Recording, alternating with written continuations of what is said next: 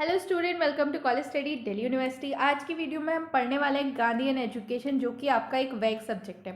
ये one shot होने वाला है, सारी यूनिट में इसी में कवर करा दूंगी। ठीक है, तो आपकी जो पहली यूनिट है ना, उसके लिए एक मैंने पिक्चर अटैच करी है ताकि आपको ना क्रक्स मिल सके कि इस पहली यूनिट में है क्या। तो इसमें ना हार्मनी है of body, mind and spirit की। अब इस चीज़ को ध्यान रखना और आगे अब जितनी भी सारी चीज़ें हैं ना, वो इसी चीज़ से आपको रिलेट करके पढ़नी पड़ेंगी। देखो, पहला टॉपिक है गांधी फिलॉसफी ऑन एजुकेशन।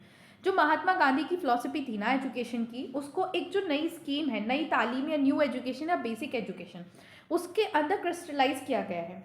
ये जो न्यू एजुकेशन थी ना, इसने कॉलोनियल एजुकेशन सिस्टम को रिजेक्ट किया था और कहा था कि वो सोनली फोकस करता है लिटरेसी पे और वो डिवाइड कर देता है एजुकेटेड एलीट को मासेस से। ठीक है, तो अगर मैं इसकी डेफिनेशन देखूँ तो गांधी जी की जो की डेफिनेशन थी रिगार्डिंग द एजुकेशन, वो ये थी कि by education I mean all round drawing out of the best in a child and man, body, mind and spirit. इन तीनों चीज़ों को कनेक्ट करने की बात उन्होंने की थी।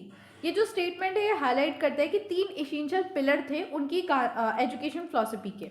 ठीक है, पहला डेवलपमेंट ऑफ द बॉडी। उनका कहना था कि हमें हैंड एंड फिजिकल ट्रेनिंग लेनी चाहिए ताकि हम जो है डिसिप्लिन्ड बॉडी क्रिएट कर सके, एक हेल्दी बॉडी क्रिएट कर सके। दूसरा, development of the mind, not just a rod memorisation. उनका कहना था कि बस रटन विद्या आपको नहीं करनी है, बट एक इंटेलिजेंस, क्रिटिकल थिंकिंग और साइंटिफिक अंडरस्टैंडिंग जो है प्रोटेक्टिव ग्राफ्ट की हेल्प से आपको क्रिएट करनी है। Then development of the spirit, education of the heart and soul की बात उन्होंने करी थी कि मतलब ऐसा नहीं है कि आपको सिर्फ कुछ ऐसी ऊपर ऊपर चीज़ सिखा दी है। उनका कहना था कि आपको मॉरल वैल्यूज़ आनी चाहिए, आपको अपने हार्ट को एजुकेट करना है, लाइक आपको ऑनेस्टी होनी चाहिए, अपने देश के लिए आपको क्या कहते हैं, एक समर्पण भाव होना चाहिए, जो कि इसेंशियल होता है फॉर अ करेक्टर बिल्डिंग के लिए और एक ह्यूमन की फुल पोटेंशियल रियलाइज करने के लिए। अभी जो एजुकेशन की वो बात कर रहे थे, उसका एम क्या था? तो पहला एम था, अल्टीमेट एम उनका सेल्फ रियलाइजेशन, मतलब हाईएस्ट गोल था कि मोक्ष, ट्रुथ, अल्टीमेट ट्रुथ था मोक्ष को प्राप्त करना और ये रियलाइज करना कि हमारे अंदर भगवान है, हमारे अंदर अच्छाई है। ऑल अदर एम जो थे वो इस स्पिरिचुअल एंड को सर्व करते थे बस। दूसरा था कल्चर एम। कल्चर एम का मतलब क्या था कि इंसान के अंदर अपने हेरिटेज को लेके, अपने कल्चर को लेके रिस्पेक्ट होनी चाहिए, एक ट्रू सेंस होना चाहिए कल्चर के प्रति और वो अपने कल्चर पे बहुत ही प्राउड होना चाहिए। ठीक है, देन नेक्स्ट, सेल्फ रिलायंस या फिर स्वराज, मतलब एजुकेशन जो है वो इंडिविजुअल को इस तरीके से इक्विपाई करे कि उसे ना प्रैक्टिकल क्राफ्ट स्किल्स उसके अंदर हो ताकि वो इकोनॉमिकली सेल्फ सफिशिएंट हो जाए। मतलब बेसिकली ये था कि एजुकेशन का मतलब ये नहीं कि आपको चीज़ें पढ़ा दी, आपको इतना कैपेबल बनाना था कि आप कल के दिन को कमा के खा लो। ठीक है, capable of earning their livelihood. Then character building um, देखो करेक्टर बिल्डिंग से मतलब क्या है कि आपके अंदर मोरल वैल्यूज लेके आना था एज अ सिटीजन, आपको principle of truth and non violence सिखाना गांधी जी का एम था। Gandhi held that value of education must be accessed by the improvement of character, not just earning capacity, कि सिर्फ ऐसा ना हो कि आपका ध्यान सिर्फ पैसे कमाने पे रहे कि आपने अच्छा पढ़ लिया, आपको स्किल्स मिल गई, अब आप पैसा कमा रहे हो। नहीं, आपके अंदर करेक्टर बिल्डिंग भी होना चाहिए कि आप सही तरीके से पैसा कमाना सीखो। Then education of character building, ये आपका नेक्स्ट टॉपिक है, education of for character building and moral development. अभी मैंने आपको बताया कि गांधी जी का जो करेक्टर बिल्डिंग था वो प्राइमरी एम था और उनकी एजुकेशन का एसेंस भी था। ठीक है, एक फेमस कोट है कि the ending of all knowledge must be building up for the character. अब इसमें रोल क्या था मॉरल एंड स्पिरिचुअल वैल्यूज़ का? करेक्टर बिल्डिंग में स्पिरिचुअल और मॉरल वैल्यूज़ का क्या रोल था? तो सबसे पहले सत्य एंड अहिंसा, ये दो पिलर थे मॉरल फिलॉसफी के और ये फाउंडेशन थे करेक्टर एजुकेशन के। एजुकेशन ऐसी होनी चाहिए जो कल्टीवेट करे courage to pursue the truth, सही के रास्ते को, सच्चाई के रास्ते को परस्यू करने के लिए इंसान को मोटिवेट करे और नॉन वायलेंस प्रैक्टिस करने के लिए चीज़ें देखे। ठीक है, फॉर्मेशन ऑफ कॉन्शियसनेस, मतलब ट्रू एजुकेशन ना स्टूडेंट के माइंड को इस तरीके से ट्रेन करती है कि उसके अंदर ना इच्छा शक्ति जगाती है ताकि वो जो है सर्व कर सके कंट्री को, उसके अंदर डिसिप्लिन लेकर आती है ताकि वो सर्व कर सके कंट्री को। Then next we have the service to the society, moral development जो है वो इंसान के अंदर सोशल रिस्पॉन्सिबिलिटी डेवलप करता है। स्टूडेंट से एक्सपेक्ट किया जाता था कि अगर वो कुछ चीज़ सीख रहे हैं ना तो वो कम्युनिटी को उस चीज़ से सर्व करें, रियलाइज़ करें कि ट्रू लर्निंग का मतलब ये नहीं है कि आप बस चीज़ें सीख लो, अपना अपना देखो, नहीं, एक ऐसी चीज़ अंदर से लाना था कि आप कम्युनिटी को सर्व करो, आप कम्युनिटी के प्रति अपनी जिम्मेदारी समझो। Active participation in improving the life of others, दूसरों की ज़िंदगी को सुधारने के लिए एक्टिवली पार्टिसिपेट करो। Then method, education of the heart. Gandhi का क्लियर था कि मोरल एजुकेशन जो है वो टेक्स्ट बुक से या क्लासरूम लेक्चर से इम्पार्ट नहीं करी जा सकती। मोरल एजुकेशन इम्पार्ट करने के लिए अलग चीज़ें हैं, जैसे लर्निंग थ्रू द एग्जाम्पल, मतलब मॉरल वैल्यूज़ को हम सिर्फ सिखा सकते हैं एग्जाम्पल की हेल्प से। और वो कैसे? टीचर। उन्होंने कहा था कि टीचर का ना बहुत ही इंपॉर्टेंट रोल है, टीचर रोल मॉडल है। अगर टीचर अच्छा होगा तो बच्चे उसको देखकर ही चीज़ें सीखेंगे, ठीक है।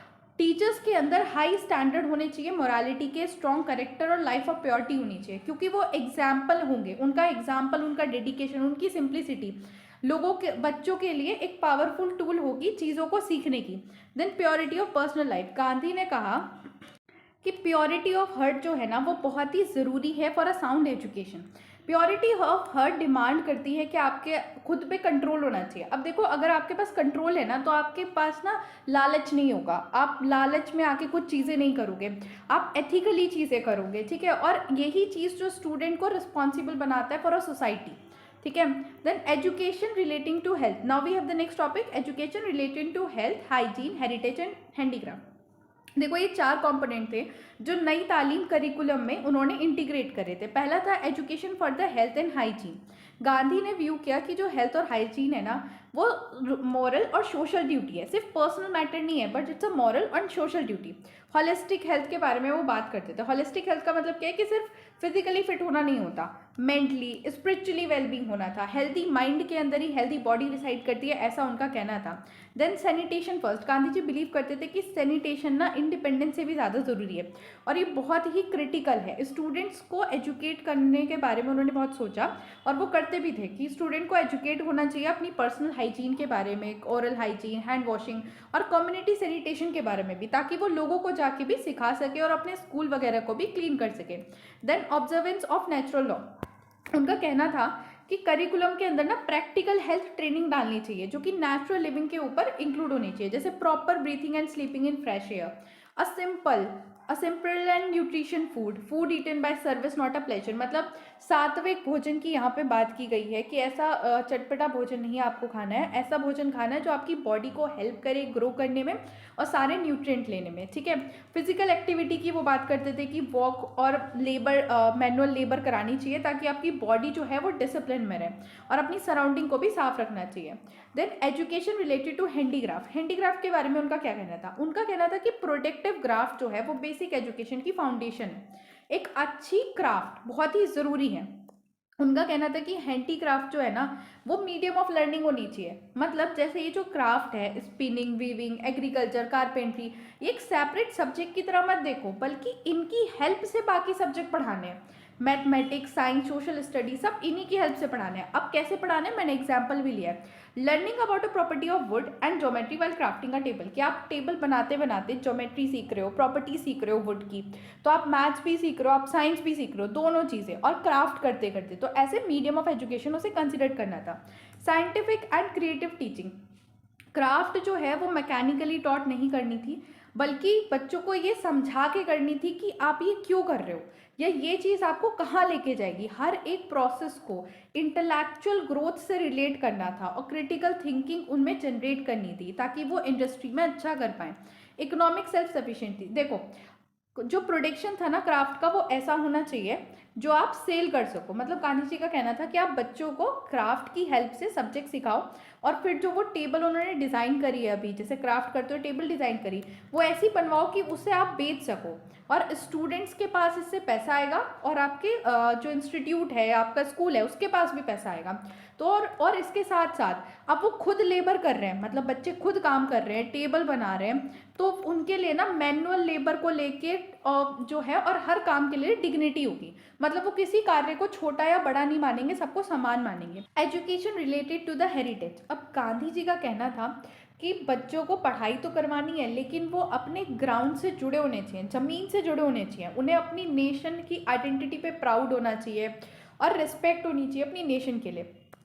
तो उनका पहला एम था रिकनेक्शन विद द रूट, मतलब एजुकेशन सिस्टम ऐसा होना चाहिए जो स्टूडेंट को रिकनेक्ट करे अपने एथिकल और फिलोसफिकल विजडम ऑफ इंडिया पास से, मतलब प्रिंसिपल ऑफ स्वदेशी से और नॉन पॉजिटिवनेस से, ताकि वो अपनी जो सभ्यता है, अपना जो कल्चर है उससे जुड़े रहे, उससे अलग ना हो, मतलब जो वेस्टर्न कल्चर है उसकी तरफ ना जाए। स्वदेशी and indigenous craft, promoting handicraft and making hand spin compulsory कर दिया था। गांधी जी ने कहा कि एजुकेशन जो है ना वो ऐसी बनाओ कि बच्चे जो हैं अपनी इंडिजीनियस स्किल्स में प्राइड फील करें, अपनी इंडस्ट्रीज पे ज़्यादा ध्यान दें, उनमें प्राइड फील करें और अब आगे तक अपने कल्चर को अपनी इकोनॉमी से जोड़कर लेके चलें। Then mother tongue as a medium, Gandhi ji का कहना था कि जो भी आप इंस्ट्रक्शन दे रहे हो, जो भी आप पढ़ा रहे हो, वो मदर टंग में होना चाहिए या फिर रिलीजियस लैंग्वेज में होना चाहिए, क्योंकि ये चिल्ड्रन को उसकी होम, उसकी कम्युनिटी और कल्चर इन्वायरमेंट से क्रिएट करता है। अब देखो, अगर आप कोई पर्सन जो है उसको एजुकेशन मिल रही है इंग्लिश में, ठीक है, अब वो अपनी कम्युनिटी से कैसे कनेक्ट करेगा, क्योंकि वो तो अपने आप कैसे समझेगा कि I am the elite because I knew the English, ठीक है। तो इससे क्या होगा कि एलीट और मासेस के बीच में डिफरेंस हो जाएगा। तो इस चीज़ के लिए उन्होंने कहा कि मदर टंग में ही मीडियम ऑफ एजुकेशन होना चाहिए। आपकी फर्स्ट यूनिट कंप्लीट हो गई है। Now moving to the second unit, Gandhi's experiment in education. पहला है topic the medium, the book, the guide, Gandhi's idea on language, text books and teacher. तो गांधी जी ने क्या किया, पूरा एजुकेशनल सिस्टम रिफॉर्म किया था नई तालीम बेसिक एजुकेशन की हेल्प से। और इसमें हमारा पहला है कि उन्होंने एज एन मीडियम क्या चेंज किया, तो Indian language as a medium of instruction उन्होंने रखा था। गांधी जी का कहना था कि जो भी पढ़ाना है मदर टंग में पढ़ाओ, और मदर टंग ही आपका सोल मीडियम ऑफ इंस्ट्रक्शन होना चाहिए एलिमेंट्री लेवल पे, ठीक है। अगर आप फॉरेन मीडियम से पढ़ाते हो लाइक इंग्लिश वगैरह, तो इससे नेशन का हार्म होता है और बहुत ज़्यादा, मतलब जो लोग हैं वो अपने आप को, जितने भी बच्चे पढ़ लेते हैं वो मासेस से अलग मानते हैं। तो एक्सपेक्ट किया था कि मीडियम ऑफ इंस्ट्रक्शन आपका मदर टंग होनी चाहिए, जो इसेंशियल था for a child intellectual development and conception clarity. अब आपको कोई चीज़ है, देखो आपको फोटोसिंथेसिस पढ़ा रहे हैं या फिर कोई और चीज़ ले लो, सेल पढ़ा रहे हैं, अब सेल की डेफिनेशन प्रॉपर इंग्लिश में है, ठीक है। अब अगर 5th क्लास के बच्चे को सेल पढ़ाया जा रहा है, उसकी डेफिनेशन इंग्लिश में है, तो वो डेफिनेशन तो याद कर लेगा, लिख के भी आ जाएगा एग्जाम्पल, लेकिन उसको यही नहीं पता होगा कि सेल क्या है प्रॉपर। अगर उसे चीज़ वो हिंदी में पढ़ाओ तो उसे एकदम समझ आ जाएगा, है ना। तो इसीलिए उन्होंने कहा कि मदर टंग में ही पढ़ाना चाहिए ताकि कॉन्सेप्ट जो है क्लियर हो। देन क्रिटिक ऑफ इंग्लिश, उन्होंने कहा कि इंग्लिश मीडियम एजुकेशन ना मेल्टर स्लेवरी बना रही है, क्योंकि अगर आप इंग्लिश में पढ़ रहे हो तो आपको ये लग रहा है कि मैं तो जी राजा बन गया हूँ, या आपके अंदर जो वेस्टर्न थिंकिंग है, वेस्टर्न कल्चर है, उसकी तरफ आप जो है अट्रैक्ट होने लगते हो। तो इससे ब्रेन फैग होता है और प्रमोट करता है लॉट लर्निंग को। अभी मैंने बताया कि सेल की डेफिनेशन तो याद हो जाएगी लेकिन कॉन्सेप्ट नहीं समझ आएगा। एंड इससे जो 6 प्रीशियस ईयर हैं स्टूडेंट की लाइफ के, वो सारे फॉरेन लैंग्वेज से स्ट्रगल करने में चले जाते हैं, ठीक है। Then they have the culture connectivity, अगर अपनी लैंग्वेज में पढ़ेगा तो अपने कल्चर से कनेक्ट कर पाएगा। नेशनल यूनिटी, वर्निकुलर लैंग्वेज जो है वो नेशन से इंटीग्रेट करके रखती है लोगों को, मतलब बच्चों को जो पढ़ते हैं, और उनके अंदर अपने नेशन को लेके रिस्पेक्ट भी जनरेट होती है। लैंग्विस्टिक डाइवर्सिटी का इशू भी नहीं होता। पहले हिंदी को प्रपोज किया था एज अ लिंक लैंग्वेज या फिर as a national language, but जो फाउंडेशन में रीजनल लैंग्वेज को भी पढ़ाया जा सकता था, ऐसा गांधी जी का कहना था, ठीक है। देन द टेक्स्ट बुक, अब गांधी जी ने टेक्स्ट बुक्स में क्या चेंजेस किए, तो सबसे पहले कंटेंट एंड रिलीवेंसी, उन्होंने कंटेंट पे फोकस किया कि टेक्स्ट बुक्स जो है वो कॉन्टेक्चुअल या फिर एंड प्रैक्टिकल होनी चाहिए, मतलब स्टूडेंट लाइफ, लोकल इन्वायरमेंट से डायरेक्टली रिलेट होनी चाहिए, बेसिक क्राफ्ट वगैरह सिखाई होनी चाहिए। अब देखो बच्चे को एग्रीकल्चर, उस टाइम पे इकोनॉमी जो थी वो बहुत ही एग्रीकल्चर ओरिएंटेड थी, तो बच्चे को एग्रीकल्चर सिखाने की जगह आप कुछ ऐसी चीज़ सिखा रहे हो जो यूएस में चलती है या फिर दूसरी कंट्रीज़ में चलती है, ठीक है, अंग्रेजों के यहाँ चलती है, तो वो कहाँ से रिलेवेंट है, ठीक है, क्या काम आ जाएगा, हमारी इकोनॉमी में तो कुछ काम नहीं आएगा। तो उनका कहना था कि जो लोकल इन्वायरमेंट है उससे रिलेटेड चीज़ें होनी चाहिए उनकी बुक में, ताकि वो डिसकनेक्टेड ना फील करें और उनके लिए वो इन्फॉर्मेशन खराब ना हो, ठीक है। Then the moral and ethical focus, उनका कहना था कि टेक्स्ट बुक्स जो है वो व्हीकल होनी चाहिए मॉरल और एथिकल एजुकेशन की, कि आप जो सिर्फ ऐसा मनी माइंडेड मत बनाओ बच्चों को, बट मॉरली और एथिकली भी कनेक्ट करो। जो प्रिंसिपल हैं ट्रुथ, नॉन वायलेंस, स्वदेशी के, डिग्निटी ऑफ लेबर के, वो सब उसमें होने चाहिए। Then simplicity of the language, जो लैंग्वेज है वो सिंपल और इजी टू अंडरस्टैंड होनी चाहिए, मदर टंग उनकी होनी चाहिए, ताकि वो जो लर्निंग है वो सारे स्टूडेंट तक पहुंचे, भले ही वो कोई से भी सोशल इकोनॉमिक बैकग्राउंड से हो। ठीक है, मतलब अगर कोई चीज़ देखो, अगर कोई सेल है ठीक है, अब इसे कोई अगर हिंदी में पढ़ाए तो कितने आसानी से तुम गाँव के किसी ऐसे बंदे को भी चीज़ें समझा सकते हो जिसने कभी इंग्लिश का ए भी नहीं पढ़ा है। ठीक है, लेकिन अगर आप मैं इसे सेल ही पढ़ाऊँ उसे, तो उसे क्या पता सेल, अब अगर मैं इसके हिंदी में पढ़ाऊँ तो ही तो उसे समझ आएगा।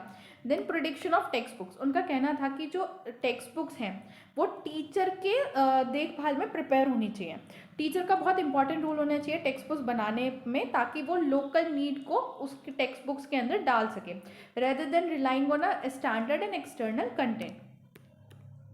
Then we have the next topic teacher. Teacher का क्या रोल था इस चीज़ के अंदर, तो देखो टीचर मॉरल और स्पिरिचुअल गाइड था। टीचर वो पर्सन था, टीचर ऐसा पर्सन होना चाहिए गांधी जी के हिसाब से जिसके हाई मॉरल कैरेक्टर और प्योरिटी उनके अंदर हो। वो living touch of the teacher होता है, मतलब एक टीचर ही होता है जो बच्चे का पहला इंटरेक्शन होता है, सिखाने वाला, नॉलेज देने वाला स्कूल के अंदर। ठीक है, अगर टीचर कुछ अच्छा काम कर रहा है ना तो बच्चे उसे देख के ही सीखेंगे।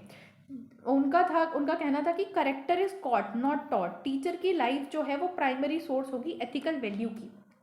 Then practitioner the craft, Nai Talim में जो टीचर थे उनको कंप्लीट नॉलेज होनी चाहिए बेसिक क्राफ्ट की, वो मास्टरी होनी चाहिए पूरी बेसिक क्राफ्ट की, क्योंकि अगर उन्हें ही नहीं आता होगा कि किस तरीके से इसे कनेक्ट करना है सब्जेक्ट को, अब टेबल बनाने को कैसे कनेक्ट करना है मैथ से, ये टीचर को ही नहीं पता होगा तो बच्चे के लिए तो टेबल बनाने एक लेबर का काम हो जाएगा, वो उससे कुछ सीख ही नहीं पाएगा। इंटेलेक्चुअल थिंकिंग जो डेवलप करना चाह रहे थे गांधी जी वो हो ही नहीं पाएगी। उन्होंने यही लिखा है यहाँ पे कि अंडरलाइंग साइंटिफिक प्रिंसिपल भी टीचर को पता होना चाहिए ताकि वो उसे समझा सके। देन कम्युनिटी लीडर, टीचर जो है वो एक्टिवली इन्वॉल्व होना चाहिए कम्युनिटी वर्क में, क्योंकि बच्चा भी उसे ही देख के सीखेगा, और वो अगर कम्युनिटी वर्क में एक्टिवली इन्वॉल्व होगा तो वो बच्चे को वही चीज़ें सिखा पाएगा जो कि कम्युनिटी के लिए भी हेल्प करे, और प्रॉब्लम सॉल्विंग स्किल उसके अंदर डेवलप कर पाएगा, सोशल अपलिफ्टमेंट के लिए उसे गाइड कर पाएगा। देन कॉन्टिन्यूस लर्नर, टीचर को कॉन्स्टेंटली अपनी जो नॉलेज है उसको इन्हांस करते रहना होगा। ऐसा नहीं है कि उसने इतना सीख लिया अब तो भाई मैं बच्चों को पढ़ाने में माहिर हो गया, मैं कुछ नहीं पढ़ा। गांधी जी का कहना है बच्चे पढ़ रहे तुम भी पढ़ो, तुम भी साथ में पढ़ो, तुम्हें भी नॉलेज की ज़रूरत है। ठीक है, then Gandhi's education thought on elementary and adult education. Next topic, क्या थॉट थे गांधी जी के, तो देखो यहाँ पे मैंने फिर से एक पिक्चर अटैच करी है।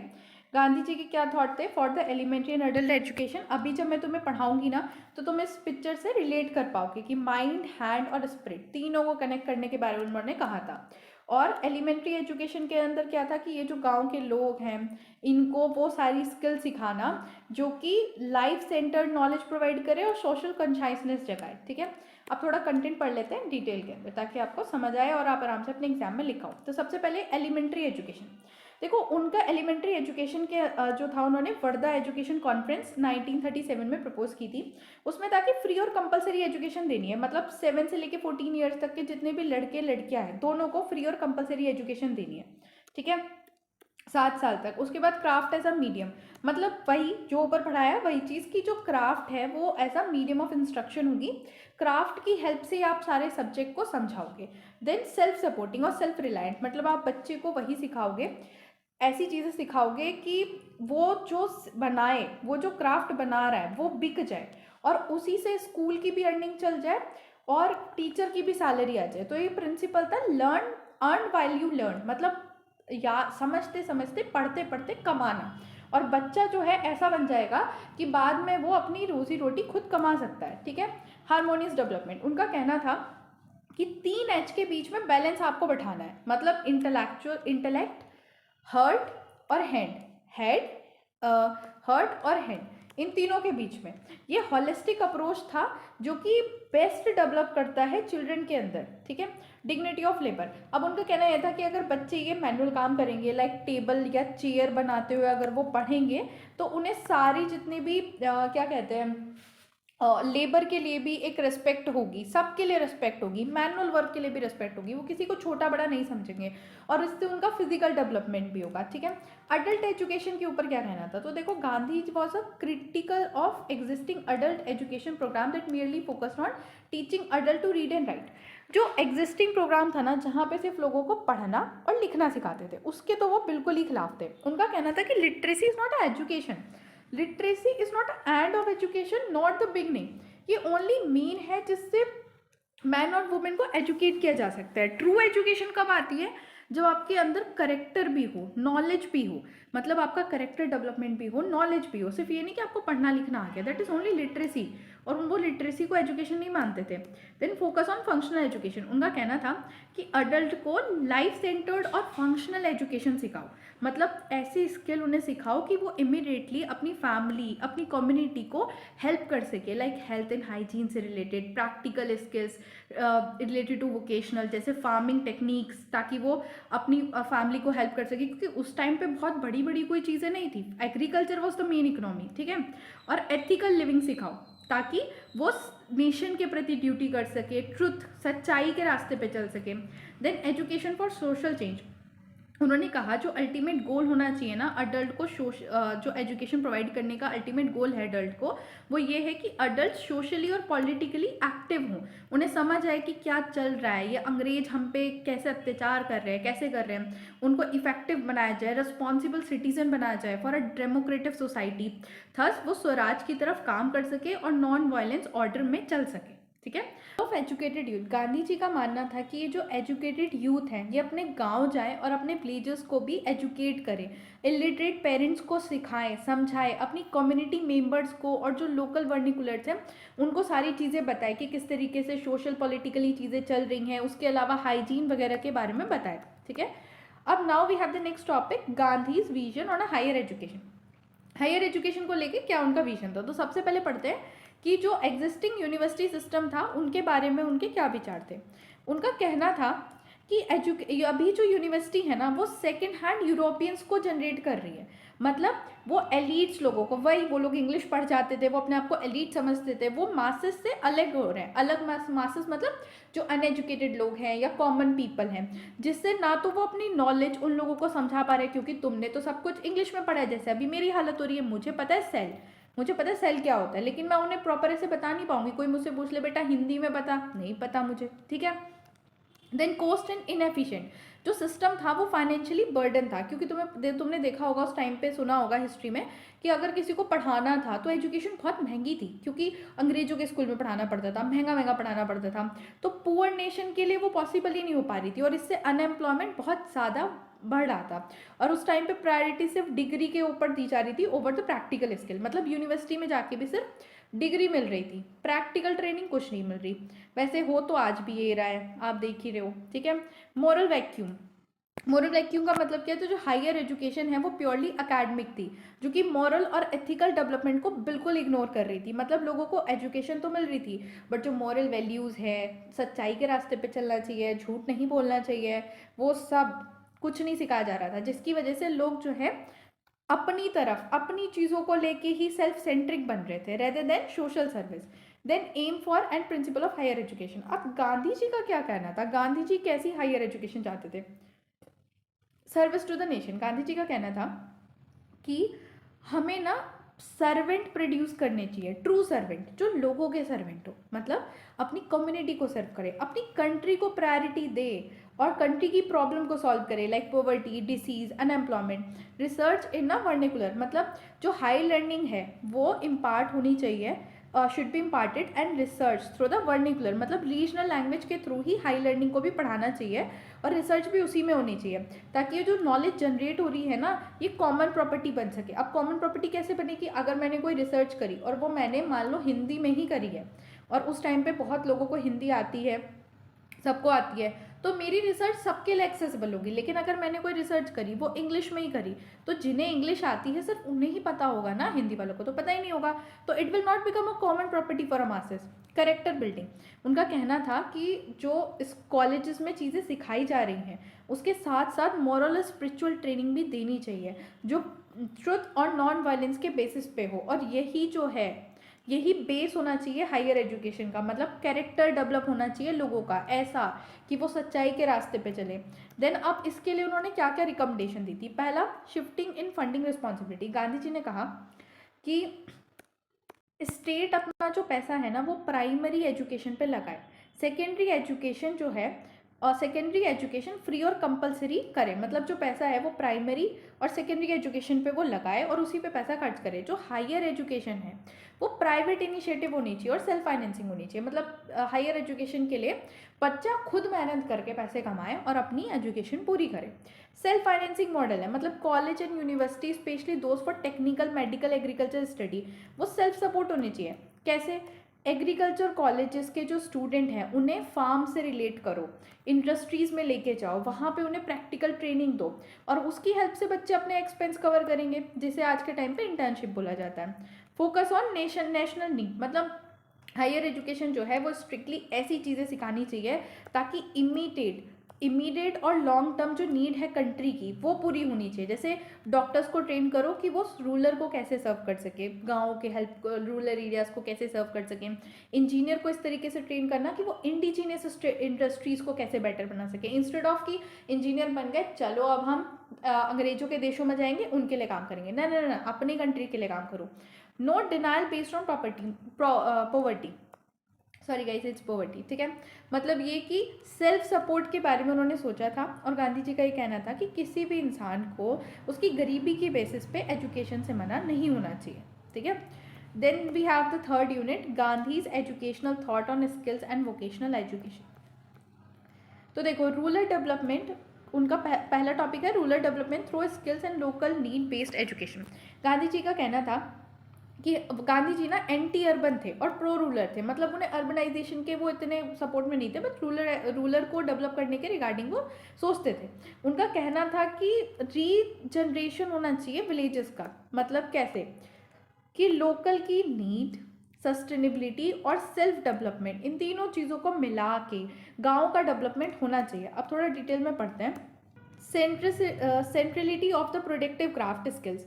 गांधी जी की स्कीम में जो स्किल एजुकेशन थी वो एक सेपरेट नहीं थी बल्कि मीडियम ऑफ द इंस्ट्रक्शन था, जो अभी तक हमने पढ़ा, ठीक है।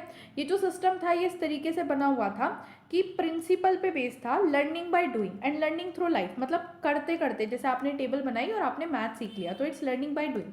तो इसमें क्या था, बेसिक क्राफ्ट, कि आप जो है बेसिक सब्जेक्ट जो है अपने वो क्राफ्ट की हेल्प से सीखो, ऐसा उन्होंने कहा था। देन प्रिंसिपल ऑफ कोरिलेशन, मतलब एजुकेशन जो है वो रिलेट होनी चाहिए क्राफ्ट से और लोकल इन्वायरमेंट से। फॉर एग्जांपल जैसे मैथमेटिक लर्न होना चाहिए bye calculating measurement of woven clothes और ईल्ड ऑफ द क्रॉप, कि आप मैथ सीख रहे हो तो आप जो है कितनी फसल हुई, उसकी उपज कितनी है, प्रोडक्टिविटी कितनी है, उससे आप मैथ सीखो। साइंस जो है वो लर्न होनी चाहिए by studying the property of soil and machine of the spinning wheel. Then dignity of labour, उनका क्या कहना था कि अगर आप मैनुअल काम करोगे तो आपको लेबर के प्रति सम्मान रहेगा और जो आर्टिफिशियल सोशल बैरियर्स हैं वो खत्म होंगे, इंटेलेक्चुअल वर्क के बीच में और मैनुअल वर्क के बीच में जो बैरियर्स हैं वो भी खत्म होंगे। Then local need based education, मतलब जो लोकल नीड है उसके हिसाब से एजुकेशन देनी चाहिए। तो इसमें पहला पॉइंट है इकोनॉमिक सेल्फ सफिशिएंसी, मतलब एजुकेशन जो है स्टूडेंट को इकोनॉमिकली इंडिपेंडेंट बनाए अपॉन द ग्रेजुएशन, कि ग्रेजुएट होने के बाद बच्चा इतना हो जाए कि वो ना करके कमा ले और खा ले, ठीक है। ऐसे आर्टिकल्स प्रोड्यूस हो जो स्टूडेंट के द्वारा जो सोल्ड करे जा सके मार्केटिंग में, तो इससे स्कूल भी सेल्फ सपोर्टिंग हो जाएगा, वही जो ऊपर मैंने आपको पढ़ाया था।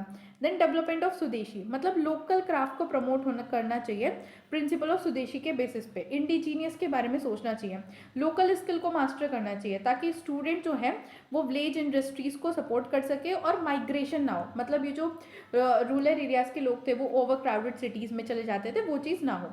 कम्युनिटी सर्विस, उनका कहना था कि स्किल्स ऐसी सिखाओ जो लोकल विलेजेस का भी अपलिफ्टमेंट करे। For example student train in carpentry could repair village tool and student train in hygiene could assist in local sanitation drive, education become a tool ताकि एक्टिव सोशल और rural reconstruction हो सके।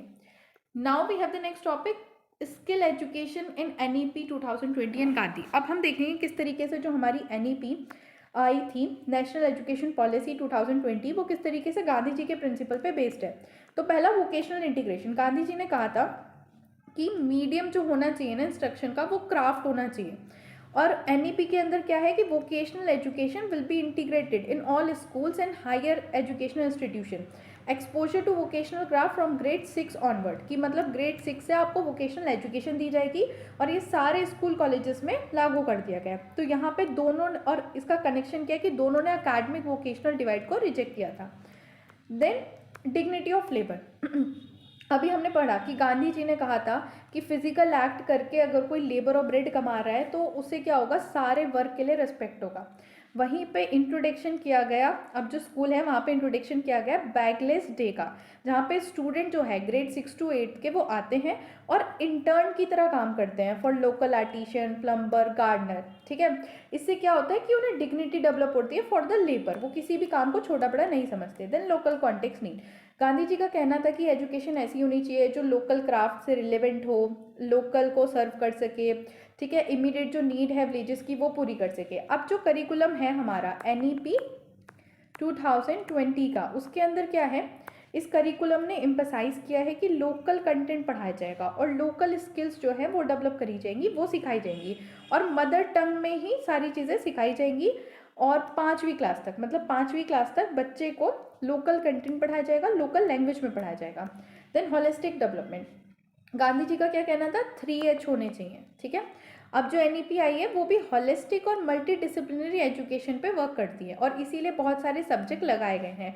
आप ये जो वैक और सेक के सब्जेक्ट पढ़ रहे हो ना, ये भी इसीलिए लगाए गए हैं। ठीक है, so now we have the next topic and the last topic, Gandhi's idea on self reliance and its reflection in a contemporary education policy. Gandhi ji के क्या व्यूज थे सेल्फ रिलायंस को लेकर और किस तरीके से हम आज की एजुकेशन पॉलिसी में उसे देखते हैं। तो देखो, सेल्फ रिलायंट एजुकेशन जो थी वो इकोनॉमिक डायमेंशन थी नई तालीम की। इसका मतलब क्या था कि एजुकेशन जो है वो एजुकेशन प्रोसेस बच्चे को फाइनेंशियली सेल्फ सफिशिएंट बनाए और इतना उसे बना दे कि वो इंडिविजुअली करके खा ले, कमा के खा ले। अब इसके अंदर क्या था कि economy autonomy of the school, मतलब स्कूल खुद में सेल्फ सफिशिएंट होना चाहिए, जो बच्चे प्रोड्यूस कर रहे हैं उसे स्कूल बेचे और पैसे कमाए और यही इसी पैसे से टीचर्स को सैलरी दी जाए, स्कूल की मेंटेनेंस हो और गवर्नमेंट के ऊपर जो डिपेंडेंसी है वो कम हो। देन इंडिविजुअल सेल्फ रिलायंस, इसका मतलब क्या था कि 14 की एज से, मतलब 7 से लेके 14 साल तक, 7 साल तक बच्चों को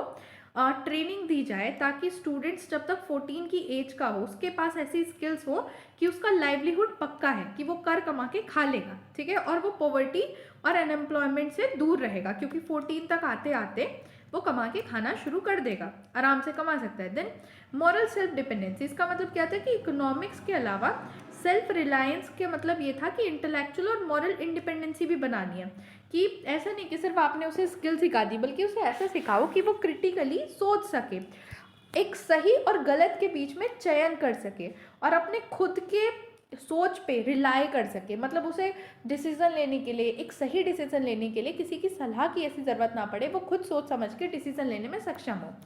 देन अब देखते हैं कि किस तरीके से ये जो ऊपर वाली प्रिंसिपल्स थे वो हमें आज के एजुकेशन सिस्टम में दिखाई देते हैं। तो आत्मनिर्भर भारत, आत्मनिर्भर भारत का मतलब क्या है, सेल्फ रिलायंट इंडिया। इसका मतलब क्या है कि गांधी के जो स्वदेशी वाली चीज़ें थे उन पे फोकस किया गया है कि डोमेस्टिक कैपेसिटी बिल्ड करनी है, अपनी ही इंडस्ट्रीज बिल्ड करनी है, अपनी टेक्नोलॉजी बिल्ड करनी है। Then skill India mission, skill India mission क्या है कि 40 करोड़ इंडियंस को स्किल्स प्रोवाइड करना बाय 2022 तक। इसका डायरेक्टली अलाइन था गांधी जी के जो यूटिलिटेरियन एम था कि जो लोग हैं उनको वोकेशनल स्किल्स देनी है ताकि सेल्फ सफिशिएंसी हो सके। Then promoting of local product, अब हमारे जो इनिशिएटिव हो रहे हैं जहाँ पे हम इनकरेज कर रहे हैं लोकल और हैंडमेड गुड्स को, वो सेम ही तो था। गांधी जी ने भी तो यही कहा था कि ट्रेडिशनल इंडिजीनियस विलेज क्राफ्ट को आपको प्रमोट करना है एजुकेशन और पॉलिसीज़ की हेल्प से।